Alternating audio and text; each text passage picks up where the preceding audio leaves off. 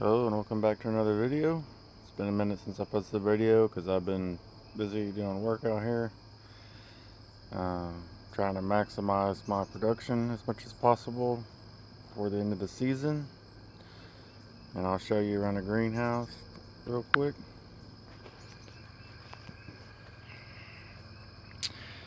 As you can see here, I've removed the tables that I was doing my hydroponics on. And we had that heat wave, and the heat wave was not good for my hydroponics. Pretty much wiped out most of the plants. They weren't able to take up enough water, and it got too hot out here. And I added additional fans, oscillating fans, to help circulate the air to get the heat to blow, into my center fans and then out the building. I also removed the upper ventilation tube up there because it was blocking too much light on this side of the building that I'm standing on, and also blocking light to the center, which I wanted to maximize my production to grow as much in the greenhouse as possible, because the plants tend to do better in here than they do outside, and there's more protection from insects in here. You can see these plants here in the center don't get a lot of light. It would be better to grow these, with everything else at the start of the season, so the light that they get wouldn't be blocked, and by the time they reach the top of the trellis netting, I could cut the top of the plant off and keep it from growing, and it would already have got all the energy it needed to produce all the fruit. But that wasn't the case, since I planted these here in the center way late and already had these sides growing up, which blocked a lot of light to the center plant rows here. Now these plants over there don't block near as much light because I single stem them, and that's why they basically grew so fast. They're already, these, see, those there were planted first on that side right over there, and they're up over the top, but these were planted months later. These were allowed to bush out over there, and it took a lot longer for them to get over the top of the archway. And these didn't take long at all. When you single stem them, they grow a lot faster upward on that main stem, single or double stem. Takes a lot more work though, for sure, because these hybrid plants here, they like to grow, and they will put suckers out everywhere, and sometimes more than one time too.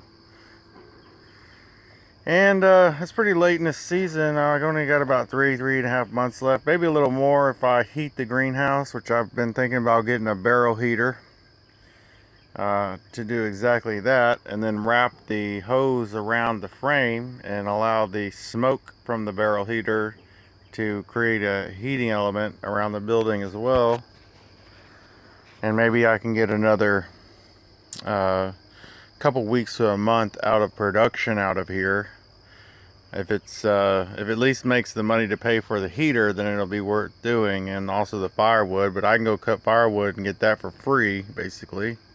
So it won't cost me anything but my time to go cut the firewood in order to heat this place. Mr. Stripey, y'all seen my past videos.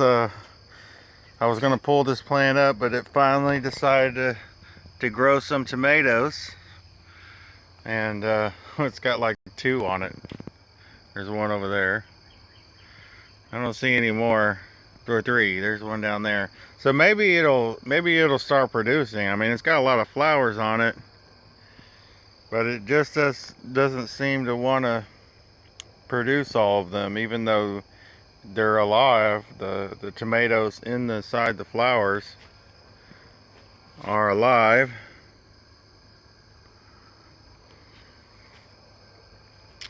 It just takes a long time for it to grow them, and I might cut the top off. This plant, I cut all the ends of the plant off to try to keep it from growing, and it just grew new suckers. And it's really hard to stop these plants from growing. You can see, look at that sucker. It's a ginormous, bigger than the main stem there. You can see all the energy of the plant went into that one sucker when it grew that sucker. And it kind of malformed it a little bit. I was hoping that it would put all that energy into fruit production. This here's a Park's Whopper, and I really like the Park's Whopper because they're not prone to cracking, and it's just a beautiful looking heavy tomato, and they just look so good, and I think those would be really good sellers. They take a long time to grow though. You know, that's the only thing is, yeah, they're beautiful and they're heavy, and I'm not sure what they taste like yet, but they are some good looking tomatoes, and I like the fact that they don't crack on top from over or under watering. And with these larger tomatoes, it can be hard to keep a watering regimen that keeps them from cracking. With the Better Boys over there, it's real difficult because those are real big heavy tomatoes and they crack pretty easy. It's my Husky Cherry Red here. It's been a pretty decent plant as far as production. It's still growing nicely. And here's a picture of the back there. That's my Sweet Cherry 100 plant. That's one plant you see there that's bushed out overhead. That's got thousands of flowers basically on it, and it grew down. I got some smaller cherry tomato plant varieties down here that are planted in the front of the bed. I'm not sure if I'm going to do that next year because they suck a lot of nutrients and create competition, and I do think that might affect the size a little bit of these tomato plants. And you got early girl. These are way late. These developed like way later on. There's almost no leaves bringing energy to them, so they are going to end up being a lot smaller tomatoes, but I decided to let them grow. And if you look overhead here, there's fruit hanging down. A lot of it I've already picked and sold. There's just a lot of it on this plant here. And y'all remember George. George has been around for, I don't know, 2 months. Been in the same spot. He's been growing. And he done moved a spider web from up here because the growth of the plant has overtaken his first web area. Oh, what's up, George? Good morning. Hope you get a fly today or something. You look hungry. You need to go hunt down them army worms for me. That's the only thing about George. George, he don't like army worms. He likes the flying insect variety.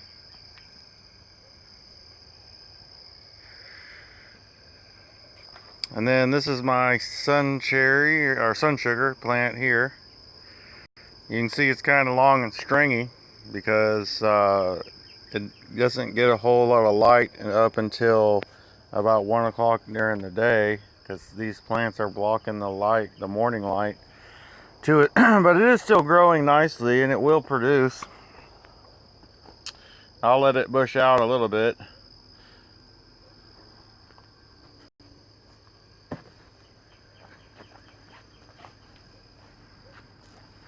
This is my other Sweet Cherry 100 plant that I single stemmed, and it grew really fast. And one thing about single stemming is the flower trellises are enormous. Okay, when you single stem the Cherry 100, it produces these ginormous. And also the cherry tomatoes are much larger. I mean, these are much larger than on my other plants that I let bush out, like this one in here in the corner. This is my other Sweet Cherry 100, 2 of them in this container, and there's a gazillion flowers on this thing. Because I'm not even kidding. I am not kidding. I mean, they're just literally everywhere. And they don't get quite as big. There are some decent sized ones on there. They don't get quite as big, but there's so many of them that it definitely makes up for definitely makes up for the fact that they're smaller. It's still a very profitable plant. My cherry tomatoes are probably more profitable than the larger variety because the Sweet Cherry 100 plant just produces so many of them and so quickly, and they ripen much faster than these larger tomatoes. Like these Better Boys here, they take a long time to ripen, a long time to grow, and then quite a while to finally start ripening. And this is my early grow plant I let bush out. It's an enormous plant. Quite enormous. You can see it goes all the way back. Let's see here. And there's fruit. There's just fruit all over it. I mean, they don't get quite as big because these are, there's probably like 5 or 6 main stems coming off this plant. And I did that because I was using hydroponics to clone them for outside, my outside crop. Which we'll go take a look at that. Pardon the mess out here.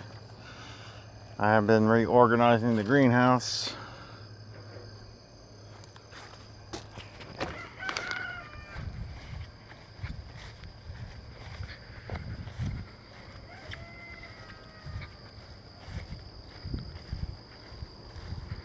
And here's the first plants that I planted outside. These are clones of my Sweet Cherry 100.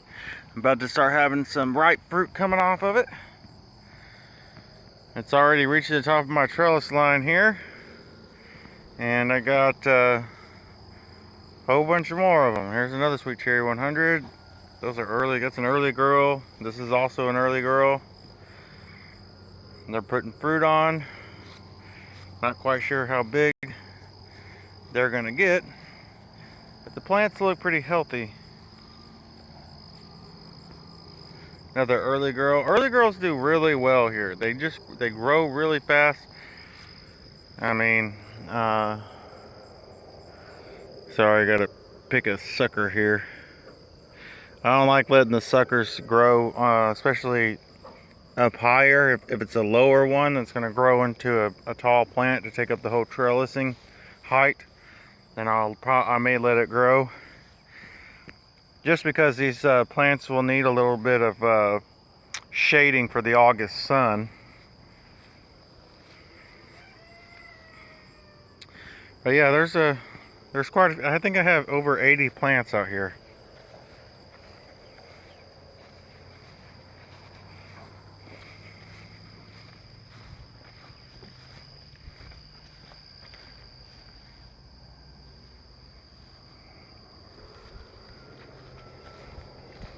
These were the last ones I planted right here. And they're doing pretty fantastic. Really nice growth going on. They're growing pretty fast.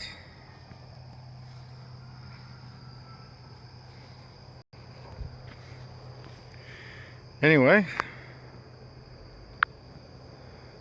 just a little update, and everyone have a very blessed weekend, and thank goodness it's Friday, and till next time, God is good.